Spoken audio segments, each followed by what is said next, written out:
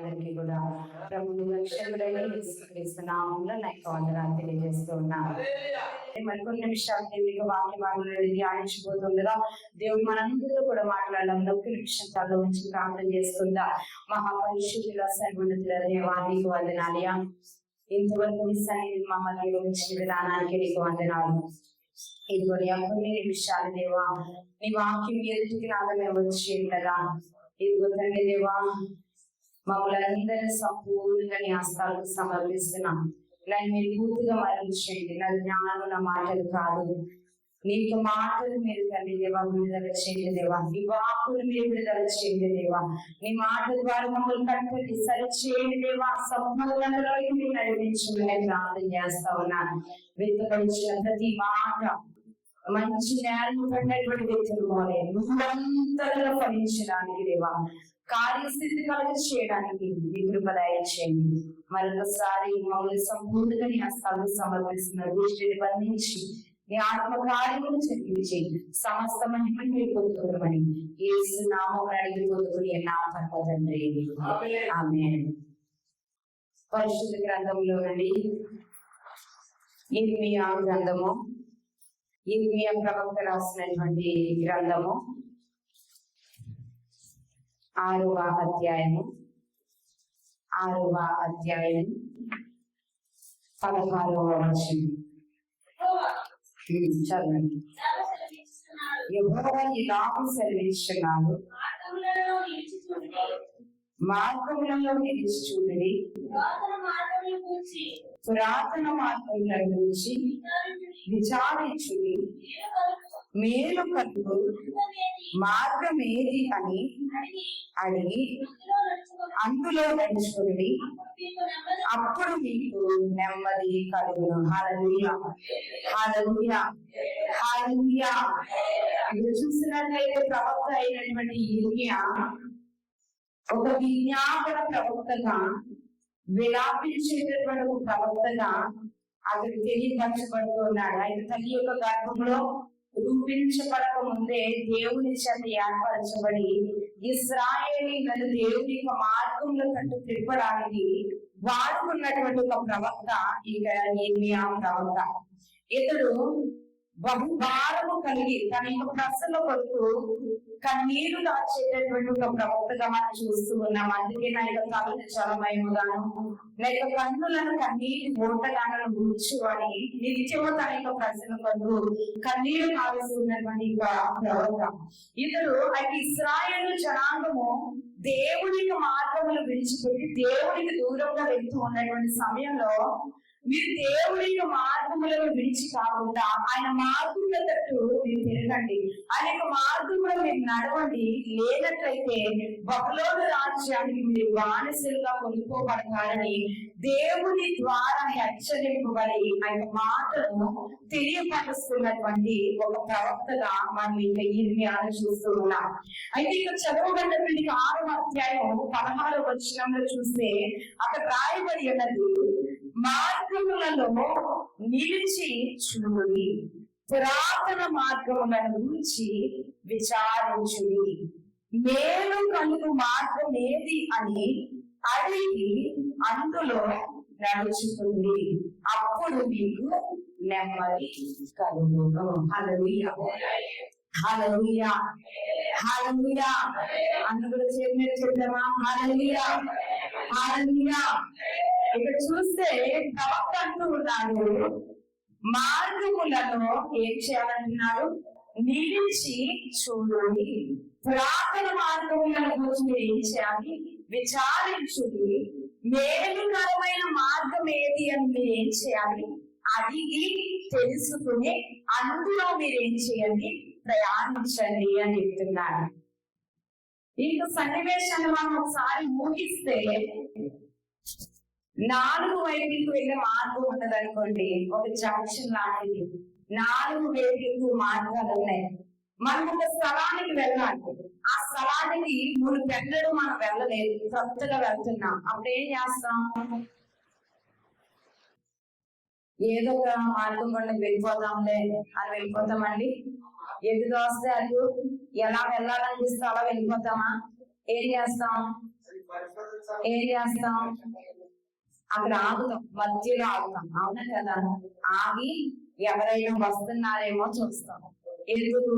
మనం వెళ్ళాలనుకుంటున్న స్థలం పేరు చెప్పి ఫలానా ఊరు ఫలానా స్థలం ఎలాగ వెళ్తే నేను అక్కడికి చేరుకోగలని వాళ్ళని అడిగి ఆ తెలిసిన వాళ్ళు ఇచ్చిన సూచన మేరకు మనం ఏం చేస్తాం?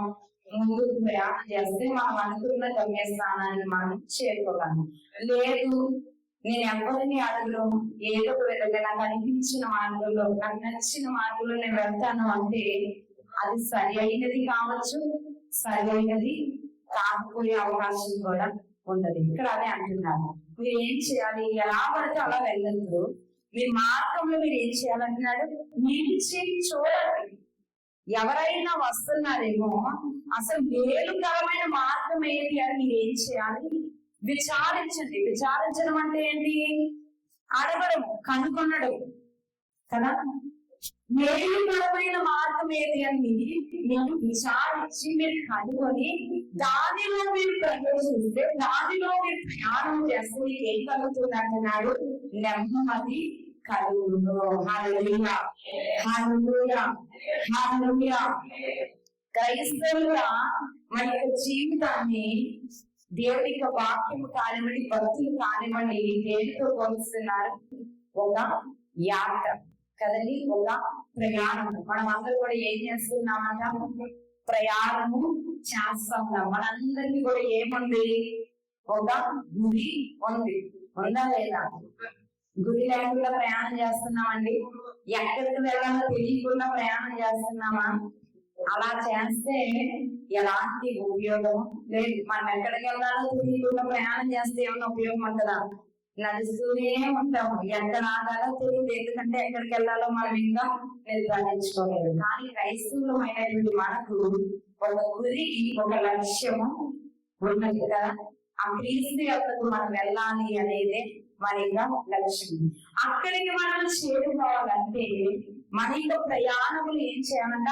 మన ఇష్టానుసారముగా మనకు నచ్చిన మార్గంలో వెళ్ళడానికి ఎంత మాత్రము వీలు లేదు. ఏం చేయాలంట? మేలుకరమైన మార్గం ఏది అని మనం కనుకొని అందులో మనం ప్రయాణం చేస్తే మనం అనుకున్న గమ్యానికి మనం ఏం చేయగలుగుతాము? చేర్చగలగలము. హల్లెలూయా, హల్లెలూయా, హల్లెలూయా. అందుకు ప్రభువైన యేసుక్రీస్తు వారు మత్తయి సువార్త 7వ అధ్యాయంలో చూస్తే అక్కడ 2 మార్గాల గురించి చెప్తూ ఉన్నారు. చూద్దామండి. మత్తయి సువార్త 7వ అధ్యాయము 13-14 వచనాల్లో చూస్తే అక్కడ 2 మార్గాలు మనకు కనిపిస్తూ ఉన్నాయి. మత్తయి సువార్త 7వ అధ్యాయము 13-14 వచనాలు. ఇరుకు ద్వారమున ప్రవేశించుడి, నాశనమునకు పోవు ద్వారము వెడల్పును, ఆ దారి విశాలమునై ఉన్నది, దాని ద్వారా ప్రవేశించువారు అనేకులు. జీవమునకు పోవు ద్వారము ఇరుకును, ఆ దారి సంకుచితమునై ఉన్నది, దాని కడుగులు వారు కొందరే. హల్లెలూయా, హల్లెలూయా, హల్లెలూయా. ఏంటంటే ప్రభువైన యేసుక్రీస్తు వారు చేసినటువంటి కొండ ప్రసంగంలో అయితే మొట్టమొదటి ప్రసంగంలో ఆయన నేరుగా చెప్పినటువంటి మాట, అయితే మనుష్యులుగా మన యొక్క ప్రయాణంలో 2 మార్గాలను దేవుడు ఏం చేస్తున్నాడట? మన ఎదుట ఉంచున్నాడట. ఒక మార్గము ఎలా ఉన్నదంటున్నాడు? ఎలా ఉన్నదంటండి? చెప్పాలండి. ఒక మార్గం ఎలా ఉన్నదంటున్నాడు? ఇరుకు మార్గం. మరొక మార్గం ఎలా ఉన్నదట? విశాలమైనటువంటి మార్గము. మనం ఎందులో ప్రవేశించడానికి ఇష్టపడతాము?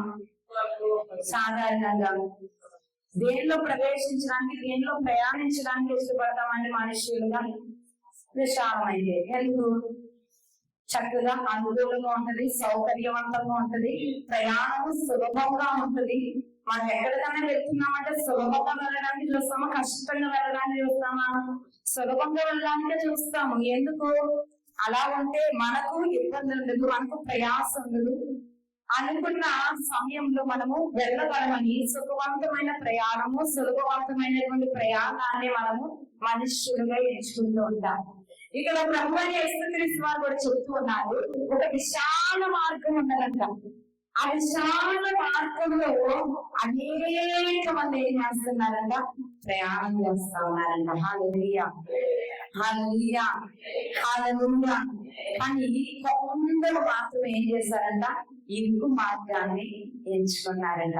ఆ ఇరుకు మార్గం ఎలా ఉందంట, సంకుచితముగా, అంటే చాలా చిన్నదిగా, ఇబ్బంది పడుతూ వెళ్ళాలి, మంచిగా నడవడానికి కూడా అవకాశం ఉండదు. కానీ అంత సంకుచితమైన అంత చిన్న మార్గంలో కొందరు ఏం చేస్తున్నారంట, నడుస్తున్నారంట. విశాలమైన మార్గంలో అనేక మంది నడుస్తున్నారు. అంత అనేక మంది నడిచిన వారికి అది ఎలా ఉంది, విశాలంగానే ఉంది. అంత విశాలమైన జలం ఉన్నా అది ఎలా ఉందంట, ఇంకా విశాలంగానే ఉంది, ఇబ్బంది లేదు. ఒకవేళ అక్కడ ఇబ్బంది ఉంటే మరణాలు ఇరుకు మార్గానికి వచ్చే అవకాశం ఉంది. కానీ అక్కడ అనేక మంది వేస్తున్నా ఆ అనేక మందికి ఆ మార్గం ఇంకా విశాలకరంగా, ఇంకా సౌకర్యవంతంగా, ఇంకా సుఖవంతంగానే ఉన్నదట. కానీ ఇరుకు మార్గం కొందరే ఉన్నా, చాలా తక్కువ సంఖ్యలో ఉన్న ఈ ఇరుకు మార్గంలో వారికి ఇంకా ఇబ్బందికరంగా ఉండదన్నారు. కానీ యేసు ఒక మాట అంటున్నారు, విశాల మార్గం సుఖవంతంగా ఉంది, చాలా మంచిగా ఉంది, సౌకర్యవంతంగా ఉంది. కానీ అది ఆ మార్గం ఎక్కడికి తీసుకెళ్తుందంట, దానిలో వెళ్ళి వారు ఎక్కడికి వెళ్తున్నారంట, ఏమని రాయబడి ఉన్నదండి, ఆ దారి వెడల్పు అది విశాలంగా ఉంది, కానీ అది ఎక్కడికి వెళ్తుందంట, నాశనమునకు పోవు ద్వారము. ఎక్కడికి వెళ్తున్న మార్గము, ఎక్కడికట, నాశనమునకు వెళ్ళే ద్వారం. అది విశాలంగా ఉంది, వెడల్పుగా ఉంది, సుఖకరంగా ఉంది, సౌకర్యవంతంగా ఉంది, అంత మంచిగా ఉంది. కానీ దాని గుండా మనం ప్రయాణం చేస్తే మనకు అంతం అనేది ఎక్కడికి వెళ్తుందంట, మనము నాశనములోనే మనము వెళ్తున్నామంట. కొందరే ఉన్నారు, ఇరుకుగా ఉంది, సంకుచితంగా ఉంది, కష్టంగా ఉంది, ఇబ్బందిగా ఉంది. అయినప్పటికీ ఆ మార్గముల గురించి ఏమో చెప్తున్నారని, ఇరుకు ద్వారమున ప్రవేశించుడి జీవమునకు పోవు మార్గము. హల్లెలూయా, హల్లెలూయా, హల్లెలూయా. అది ఇరుకే, అది ఇబ్బందే, అది కష్టతరమే, అది నష్టమే. కానీ దాని అంతమనేది చూస్తే ఎలా ఉందంట, జీవానికి నడిపించేదిగా ఉందంట. మరొకటి సౌకర్యవంతము, సుఖవంతము, చాలా మంచిది, విశాలము, ఆహ్లాదకరము, అంత మంచిగా ఉంది. కానీ దాని అంతము చూస్తే ఎక్కడికంట, నాశనములకు ఉందంట. అందుకే అంటున్నాడు, రెండు మార్గాలు మీ ఎదుగుతున్నాయి. విశ్వాసమైనటువంటి మనము, లేక క్రైస్తవమైనటువంటి మనము, దేవుని వెంబడిస్తున్నటువంటి మనము ఏ మార్గంలో వెళ్తున్నాము అనేది ఈ గౌరీ కాల సమయంలో దేవుడు ఏం చేస్తా ఉన్నారు, మనలను ఒకసారి పరిశోధన చేసుకోమని హెచ్చరిస్తా ఉన్నారు. మేలుకరమైన మార్గంలో మనము ప్రయాణం చేస్తున్నామా, లేక సౌకర్యవంతమైనటువంటి అయితే విశాలమైనటువంటి మార్గంలో వెళ్ళడానికి మనం ఇష్టపడుతూ ఉన్నామా? క్రైస్తవులుగా ఉండేటటువంటి మనకు ఎలాంటి మార్గంలో మనం వెళ్ళాలని దేవుడు ఇష్టపడుతున్నారని చూస్తే, మొట్టమొదటిగా అయినా సామెతల గ్రంథము 4వ అధ్యాయము, సామెతల గ్రంథము 4వ అధ్యాయము 25 నుంచి 27 వచనాలు. సామెతల గ్రంథము 4వ అధ్యాయము 25 నుండి 27 వచనాలు. నీ కన్నులు ఇటు అటు చూడగా సరిగాను, నీ కనురెప్పలు నీ దగ్గర సూటిగాను చూడాలి. నీవు నడుచు మార్గమును సరాలము చేయము, అప్పుడు నీ మార్గములన్నీ స్థిరంగా ఉంది. నీ కుడి కట్టుకైనను ఎడమ కట్టుకైనను తిరుగకుము, నీ పాదము కీడునకు దూరముగా తొలగించుకోను. హల్లెలూయా, హల్లెలూయా, హల్లెలూయా. మరొక వాక్య భాగం కూడా నేను చూపిస్తాను. యెషయా గ్రంథము 30వ అధ్యాయము 21వ వచనం. 30వ అధ్యాయము 21వ వచనం. మీరు కుడి తప్పైనను ఎడమ తప్పైనను తిరిగినను ఇదే త్రోవ దీనిలో నడుముడి అని నీ వెనుక నుండి ఒక శబ్దము నీ చెవులకు వినబడును. హల్లెలూయా, హల్లెలూయా, హల్లెలూయా. ఇప్పుడు చూస్తే సొలొమోను కానివ్వండి, యెషయా ప్రవక్త కానివ్వండి, ఒక మార్గమును మనకు చూపిస్తా ఉన్నారు. అది ఏ మార్గం అంట? చదవబడినటువంటి వాక్యంలో ఉన్న మార్గం ఏ మార్గం అంటది? ఏమంటున్నాడు? ఏ మార్గము? అర్థం కాలేదా? మనం చదువుకున్నటువంటి సామెతలు 4:27 ఏమంటున్నారు? కుడి తట్టుకైనను ఎడమ తట్టుకైనను తిరగకు. 25వ వచనంలో నీ కన్నులు ఇటు అటు చూడక నీ కన్నుల రెప్పలు నీ ముందర సూటిగాను చూడవలెను. హల్లెలూయా, హల్లెలూయా. అనగా దాని అర్థము మనం నడవలసినటువంటి మార్గము తిన్నని మార్గం. ఎలాంటి మార్గం అంటే తిన్నని మార్గము. కుడికి తగ్గకూడదు అంటున్నాడు, ఎడమ వైపు కూడా తొలగకూడదు. మన ఎలా ఉందంట? సూటిగా అంటే ఏంటి? తిన్నంగా ఎదరికి ముందుకే ఏం చేయాలంటున్నాడు? కొనసాగాలి. హల్లెలూయా, హల్లెలూయా, హల్లెలూయా. విశ్వాసులమైనటువంటి మనము మరియు జీవిత యాత్రలో మొదటిగా మనం చూస్తే ఇరుకు మార్గం అని చూసాము. రెండవదిగా చూస్తే ఏ మార్గం కూడా మనం ప్రయాణించాలంట? తిన్నని మార్గంలో ప్రయాణించే వారిగా మనమే ఉండాలంట. తిన్నని మార్గం అంటే ఏంటి? తిన్నని మార్గం అంటున్నాడు. అసలు తిన్నని మార్గములో అంటే ఏమిటి? కుడికి తొలగొద్దు అంటున్నాడు, ఎడమకు కూడా తొలగొద్దు అంటున్నాడు. ఇటు వెళ్ళదు అటు వెళ్ళదు, సూటిగా అంటే తిన్నగా ముందుకే వెళ్ళాలంటున్నాడు. అనగా దానికి అర్థం ఏంటో తెలుసా?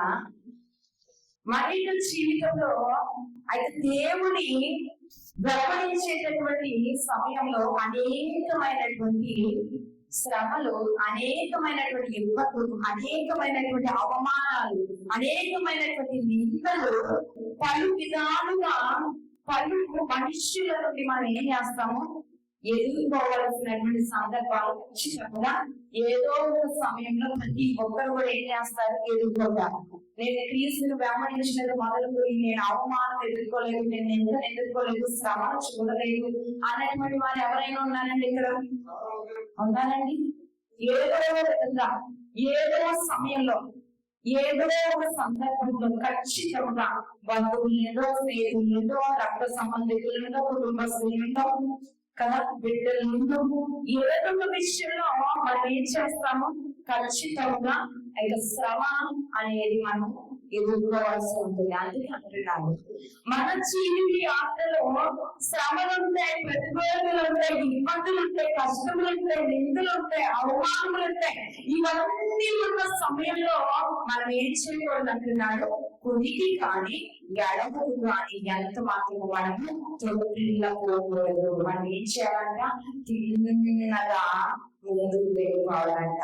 తిన్నగా ముందుకు వెళ్ళడానికి మనకు ఒక గురి ఉన్నదా అంటే ఉన్నది. అందుకే ఎబ్రీయులకు రాసిన 12వ అధ్యాయము 1వ వచనంలో అక్కడ ఒక మంచి మాటను మనం అక్కడ చూస్తాము.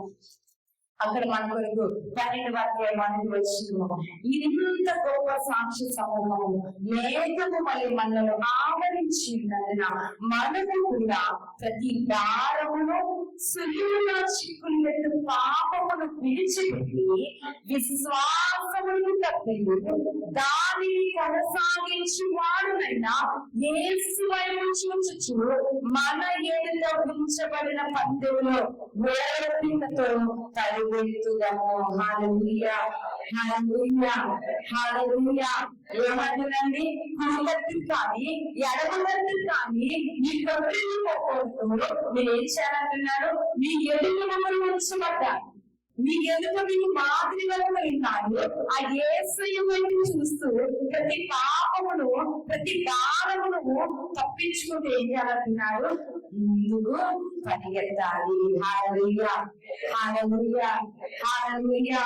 కానీ మనం చాలా సార్లు ఏం చేస్తామండి? మన జీవితాలలో పరిస్థితులు సాగిపోతా ఉంటాము, మనుషుల మాటలకు భయపడి ఆగిపోతా ఉంటాము, అటు ఇటు తొందరపోతా ఉంటాము. కానీ దేవుని యొక్క వాక్యం చెప్తా ఉన్నది, మీరు సహించే ప్రతి శ్రమలోనూ ఆ గెలిక 5 వచ్చిన ఉన్నాడు, తనకు వ్యతిరేక పాపాత్ములు తనకు వ్యతిరేకంగా చేసిన తిరస్కారం అంతయు మోచుకొనిన ఆయనను తలంచుకొనలి. మనకి ఇబ్బందిలో మనకి ప్రతికూలతలో మనం ఏం చేయాలంట? పరిస్థితుల వైపు కాకుండా మన గురువు అయితే ప్రాణము పోయేంతగా శ్రమను సహించిన ఆ యేసయ్యను మనం ఏం చేయాలంట? తలంచుకోవాలంట. ఎప్పుడైతే ఆయనను తలంచుకుంటామో, ఎప్పుడైతే ఆయన చేసినటువంటి కార్యములు మనము తలపోసుకుంటామో, మన యొక్క జీవితంలో మనం ఏం చేయము? తొట్టిల్లిపోము.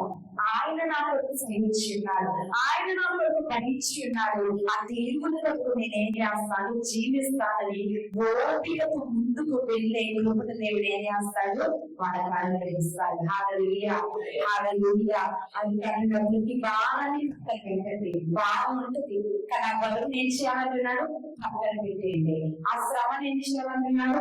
పక్కన పెట్టేయండి. పెట్టేసి మీ కొరకు అన్ని సహించిన ఒక యేసయ్య ఉన్నాడు కదా, ఆ యేసయ్య వైపు చూస్తూ తిన్నని మార్గంలో కుడి ఎడమకు తొట్టిపోకుండా ముందుకు ఏం చేయాలంటున్నాడు? పరిగెత్తాలి.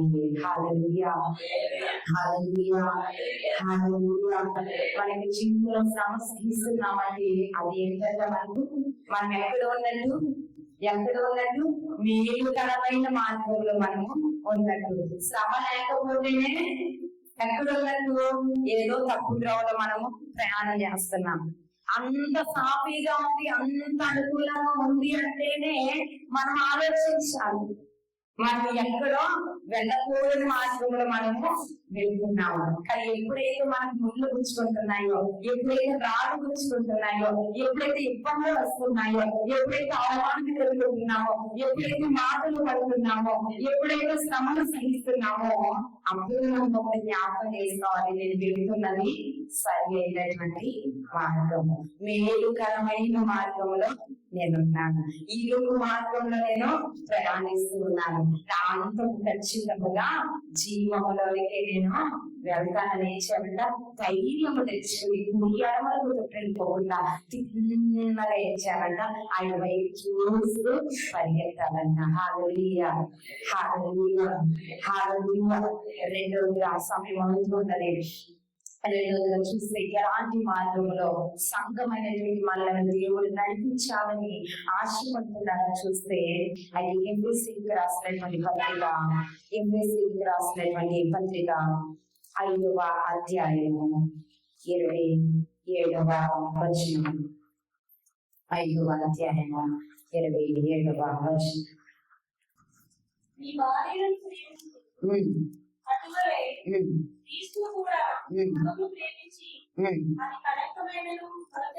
అది కళంకమైనను ముడతైనను అట్టిది మరి ఏదైనను లేక పరిశుద్ధమైనది గాను నిర్దోషమైనది గాను మహిమగల సంఘము గాను ఆయన తన ఎదుట దానిని నిలువబెట్టుకొనవలని వాక్యముతో మొదట స్నానము చేత దానిని పవిత్రపరిచి పరిశుద్ధపరచుటకై దాని కొరకు తను తాను అప్పగించుకునే. అదేవిధంగా కొరింథీయులకు రాసినటువంటి 2వ పత్రిక 7వ అధ్యాయము 1వ వచనం కూడా చదువుకుందాం. కొరింథీయులకు రాసినటువంటి 2వ పత్రిక 7వ అధ్యాయము 1వ వచనం.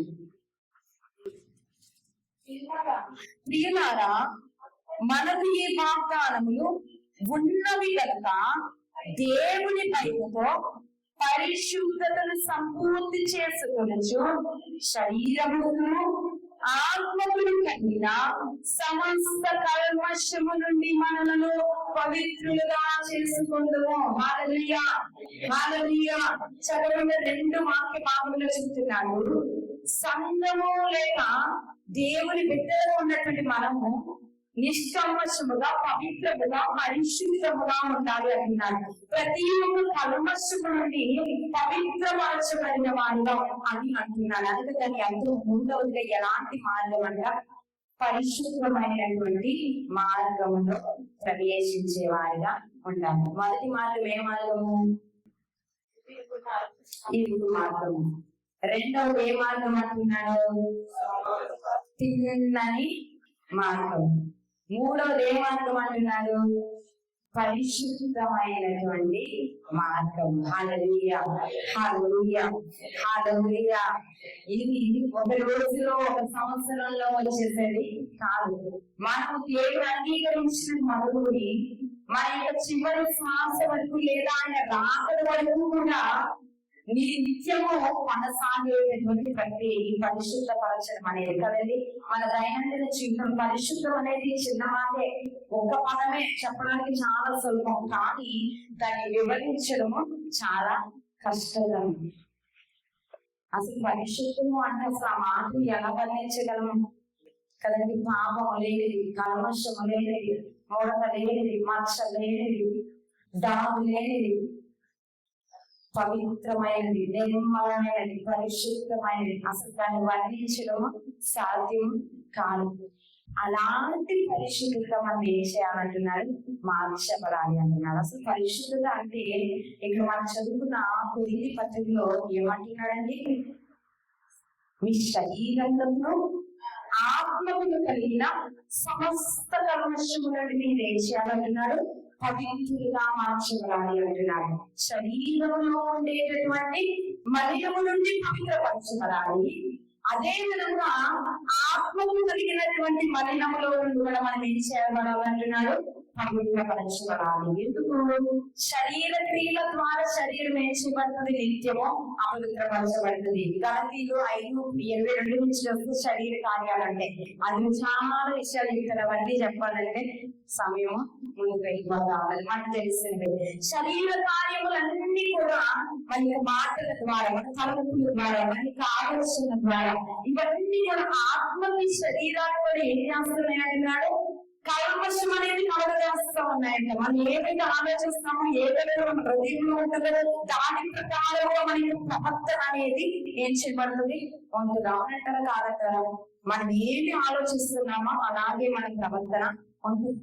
మనం ఏది పరుస్తున్నామో దాని ప్రకారమే మనము నడిపించబడతాం. అందుకే ఆత్మ పరిశుద్ధపరచబడాలి, శరీరం కూడా పరిశుద్ధపరచబడాలి. అది శరీరం అంటే మనస్సు. శరీరాన్ని స్నానం చేసి నీళ్లకు కడుక్కోవడం గురించి కాదు. దేని గురించి చెప్తున్నాడు? వాక్యము యుక్త స్నానం అంటున్నాడు. అంటే వాక్యము చేత పరిశుద్ధపరచబడిన గురించి చెప్తున్నాడు. అందుకే ఎబ్రిల్కి రాసినటువంటి పత్రిక 12వ అధ్యాయం ఒక్క మాటను చదివిన మాటలు నేను ముగిస్తాను. ఎబ్రిల్కి రాసినటువంటి పత్రిక 12వ అధ్యాయము 14 నుండి 15 వచనాలు చూస్తే 12వ అధ్యాయం 14 వచనాలు. అందరిలో సమాధానము పరిశుద్ధతను కలిగి ఉండటకు ప్రయత్నించి, పరిశుద్ధత లేకుండా ఎవరు చూడరు. మీలో ఎవరైనా దేవుడికి తప్పిపోలేమని చేదైన వేరు ఏదైనా మనిషి కలవరపరచుట వలన అనేకులు అపవిత్రులైపోదురేమో అని. హల్లెలూయా, హల్లెలూయా, హల్లెలూయా. ఎంత స్పష్టంగా చెప్తున్నాడంటే పరిశుద్ధత అనేది లేకుండా ప్రభువును చూడడం అనేది అసాధ్యం, అది జరగదు. పరిశుద్ధమైన మార్గంలో వెళ్ళకుండా ఎవరు కూడా ఆ జీవ మార్గములోకి, ఏడుకరమైన మార్గములోకి వెళ్ళలేరు అంటున్నాడు. చేదైన వేరు ఏదైనా మొలిచి మిమ్మల్ని ఏం చేస్తుంది? అపవిత్రపరుస్తుంది. మమ్మల్ని ఏం చేయాలి? చాలా జాగ్రత్తగా చూసుకోవాలి. హల్లెలూయా, హల్లెలూయా. ఏ విషయంలో మోస్తుందో మనకి తెలియదు. చాలా సార్లు మనకి తెలియకుండానే చేదు ఏమవుతుంది? మన యొక్క హృదయంలో మొలుస్తుంది. మనకు హృదయంలో తెలియకుండానే పెరుగుతుంది, తెలియకుండానే చేదైనటువంటి ఫలములు అనేవి ఫలించడం ప్రారంభమవుతాయి. అందుకే ప్రభు అంటున్నాడు, యెషయా గ్రంథంలో అంటున్నాడు కదా, శ్రేష్టమైన ద్రాక్షలను నేను ఏం చేశాను, తీసుకొచ్చినాడు. అది శ్రేష్టమైనదే. విత్తనం మంచిది కాదంటే చాలా మంచిదంట. శ్రేష్టమైన ద్రాక్ష వల్లంట. దానికి పేరు పెట్టడానికి ఏమీ లేదు, దానిలో ఈ లోపం ఉందని చెప్పడానికి ఏమీ లేదు. చాలా మంచిది. భూమి మంచిది కాదా అంటే భూమి కూడా మంచిది. రాళ్ళన్నీ తీసేసారంట. ఎలాంటి రప్పులు లేకుండా, తొక్కులు లేకుండా మంచిగా భూమి ఫలభరితమైనటువంటి భూమి అయినా ఆ భూమిలో ఉండడానికి మంచిగా దున్ని సేద్యపరిచి దానిలో మంచి నేలని, శ్రేష్టమైన విత్తనాన్ని, శ్రేష్టమైన ద్రాక్షని విత్తి అది ఫలిస్తుంది కదా. ఫలిస్తే ద్రాక్ష విత్తులన్నీ తెంపి ద్రాక్ష రసాన్ని తీసుకొని దానితో చక్కగా తృప్తిగా జీవించుదాం కదా అని ద్రాక్ష వాళ్ళు ఫలించడానికి ముందుగానే ఏం చేస్తారంటే వ్యవసాయకుడు ద్రాక్ష తొట్టిని కూడా తొలగించేస్తారు. ఇక అవి ఫలిస్తే వాటిని అందులో వేసి గాంధించి వచ్చి ఆ ఫలితాన్ని అనుభవించి సంతోషంగా అని అనుకునే సమయంలో తీర ద్రాక్ష గెలలు తిప్పి చూస్తే అవి ఎలా ఉన్నాయంటే కారు ద్రాక్ష అంటే మధురం అనేది లేదు. అది నోటిలో పెట్టుకుంటే ఎలా ఉందంట, చేదు. ఎలా ఉందంట, చేదు. ఇక దాని రసం వలన ఏదైనా ఉపయోగం ఉంటుందా? ఆ వ్యవసాయకునికి ఏదైనా ఫలముల వల్ల ఉపయోగపడదా? లేదు. చూడడానికి మంచిదే, విత్తనం మంచిది, భూమి మంచిది, అన్ని సరిపోయి చుట్టూ కట్ చేసేసారని ఎక్కడ పశువులు తెచ్చి నాశనం చేస్తారు. దానికి సమకూర్చవలసిన అన్ని సమకూర్చినప్పటికీ ఆ ఫలములు బయటకు వచ్చేసరికి కారు ఖర్చులు, చేదులైన ఫలములు వచ్చి ఎక్కడో చేదు మొలిచింది. మొత్తము ఫలములన్నీ కూడా ఉపయోగానికి శూన్యకర్మగా మార్చివేయబడ్డాయి. అందుకంటున్నాడు మనల్ని కూడా ఎక్కడ నాటాడండి ఆయన, ఎక్కడ నాటాడంట. మనం ఎక్కడున్నామంటున్నాడు? 15వ యోహాను సువార్త 15వ అధ్యాయము కట్టమంట చేసిన వారు చెప్పాలి. ఏమంటున్నాడు? మీరు నాలో అంటుకట్టబడి ఉన్నారంటున్నాడు కదా. నేను నిజమైన ద్రాక్షవల్లిని, మీరు తీగలై ఉన్నారంటే మనం ఎక్కడున్నాము? పేరులో యేసయ్యలో అంటుకట్టబడ్డాము, పేరు ఆయనలో మనం ఉన్నాము. కానీ మనలో ఏదైనా పనికి రాని ఉంటే మనం ఏం చేయాలంట? తీసేసుకోవాలి. పనికి రాని తీయకుండా ఉంచినప్పుడు ఏమవుతుందంట? ఫలములన్నీ కూడా నశించుకోవాలి. ఇక మనము ఫలించలేము. అంటే తండ్రి ఏం చేస్తాడంట? పనికి రాని తీగలను తీసేస్తాడు. ఎందుకు? మరి ఎక్కువగా ఫలించడానికి, మరి శ్రేష్టమైన వాటిని ఇవ్వడానికి, మరి ఉపయోగకరంగా ఉండడానికి, మరి సంతోషం పెట్టే బిడ్డలుగా మనం ఉండడానికి. కానీ మనం ఏం చేయాలంట? ఒకసారి నిలిచి చూడాలి. వెళ్ళిపోకూడదు. ఎలా పడతారా? నేను నడుస్తున్నది పరిశుద్ధమైన మార్గమా? నా మాటల ద్వారా ఏదైనా అపవిత్రత కలుగుతుందా? నా తలంపుల ద్వారా ఏదైనా అపవిత్రత ఏదైనా చేస్తుందా? నా ఉద్దేశం ఏదైనా నీకు దూరంగా మనం ఇచ్చిన ప్రతి చిన్న విషయంలో పరిశుద్ధతను కాపాడుకోవడానికి ఏం చేయాలి? మనం ప్రయత్నం చేయాలి. చాలా సార్లు మన క్రియలు మంచిగా ఉండొచ్చు, కానీ తలంపు, ఆలోచనలు, మాటలు ఎలా ఉంటాయి? అపవిత్రమైనటువంటి చేదు అనేది మొలుస్తా ఉంటుంది. కానీ మనం ఏం చేయకూడదు? అశ్రద్ధతో వాటిని విడిచిపెట్టకూడదంట. నిర్లక్ష్యంగా తర్వాత చూద్దామని మనం ఏం చేయకూడదు? వదిలికూడదు. మనం గమనించిన వెంటనే, మనం హెచ్చరింపబడిన వెంటనే మనం ఏం చేయాలి? కత్తిరిస్తే ఏమవుతుంది? మంచి శ్రేష్టమైన ఫలాలు మనలో ఉంటాయి. కానీ కత్తిరించుకోవాలి. చేదు ఎక్కడైనా ఉంటే ఏషవ ఏడ్చబడ్డాడంట, కన్నీరు విడిచాడంట, ఏడ్చాడంట. అంతగా ఏడ్చిన వాడు మరి ఎక్కడ లేదు. తండ్రి సహితం హృదయం ఏమైంది? వ్యాధం చెందింది. అయ్యో నా పెద్ద కుమారుడు, నేను ఇష్టపడిన కుమారుడు ఎంతగా ఏడుస్తున్నాడే అని అనుకున్నాను. తండ్రి సహితం కనికరిద్దామని అనుకున్నా, కానీ అవకాశం లేదంట. ఎందుకు? చేదు మొలిచింది కాబట్టి. హల్లెలూయా, హల్లెలూయా. మనం నిర్లక్ష్యం చేసిన తర్వాత ఎంత పశ్చాత్తాపడినా ఉపయోగం ఉండదు. మనం ఏం చేయాలి?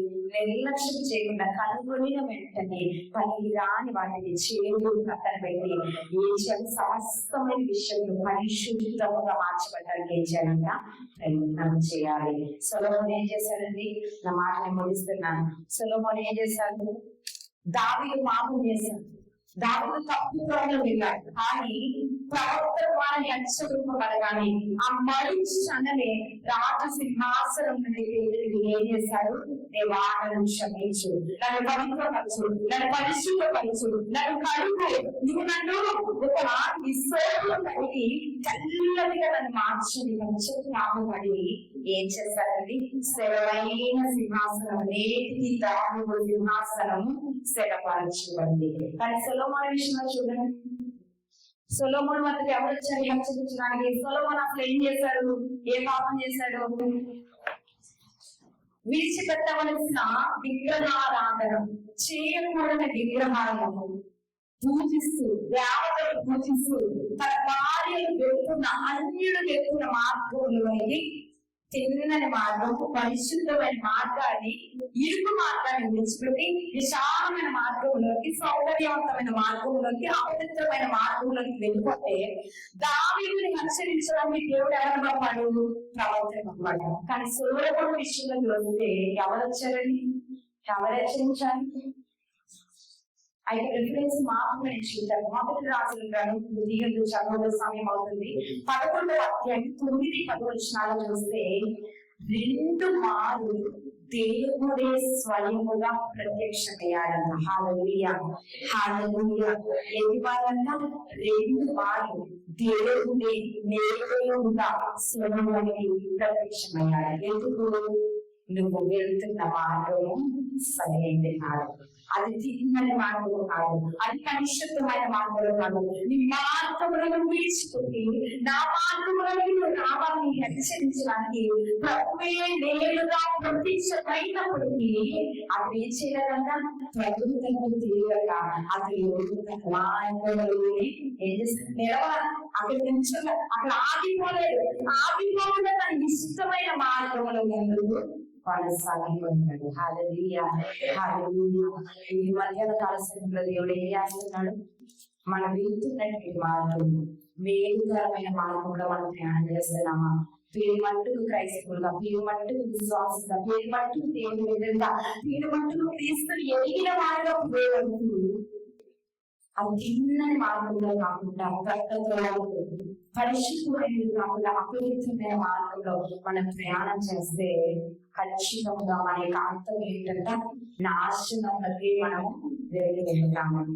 జీవాన్ని మనం వెళ్ళడం లేదు. ఆ నిత్య జీవాన్ని మనం పొందుకోవాలంటే ఆ సరైనటువంటి మరి ఆ యొక్క గమ్య స్థానానికి మనం అనుకున్న స్థానంలోకి మనం చేర్చబడాలంటే మనం వెళ్ళవలసినటువంటి మార్గం ఏంటంటే ఇరుగు మార్గం. అనగా శ్రమలు, హింసలు, కష్టం వచ్చిన అటు ఇటు తొక్కలేకుండా తిన్నగా ప్రభు వైపు చూస్తూ ఆయన అనుగ్రహించే ఒక మార్గంలో చూస్తూ ముందుకు వెళ్ళిపోవాలి. రెండవది ఏంటంటే ఏ మార్గం అంటే చెప్పాలి, తెలియదని మార్గము, కుడి ఎడమకు తుట్టుకోకుండా ఏం చేయాలి? గుడి వరకు విన్నాము. మూడవది ఏంటంటే పరిశుద్ధమైనటువంటి మార్గము, ప్రతి అపవిత్రతను, ప్రతి లోక మార్గము విడిచిపెట్టించాలి.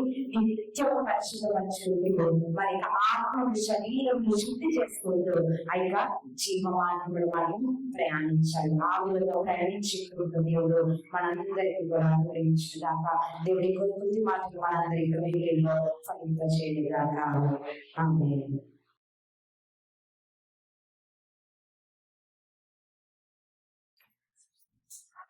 చెప్పబడే మనకి జీవితాన్ని సమర్పించుకుందాం. హల్లెలూయా, హల్లెలూయా, హల్లెలూయా. కూడా స్వయంగా వెళ్దాం. పరిశుద్ధానికి వందనాలయ్యా, జీవాలలో సూత్రమయ్యా. అవి అనేక పర్యాలు నాగా మేలు కర్మ కాని మార్గంలో మేము నడుస్తూ ఉన్నామయ్యా. పరిస్థితుల్లో మాట్లాడే విధానానికి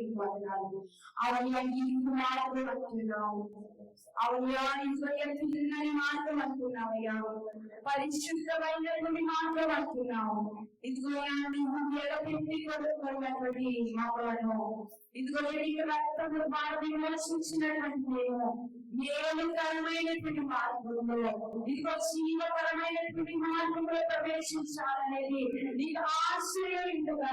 అవునయ్యా, ఇందువయ్యా ఈ లోకంలో కొద్ది కాలపు శ్రమ, కొద్ది కాలపు ఇల్లు, కొద్ది కాలపు ఇరుకును బట్టి మేము తండ్రి ఆగిపోకుండా, ఇదివయ్యా ఎడమకు తిరిగిపోకుండా తిన్నని మార్గంలో మేము వెళ్ళడానికి సహాయం దయచేయలేదా.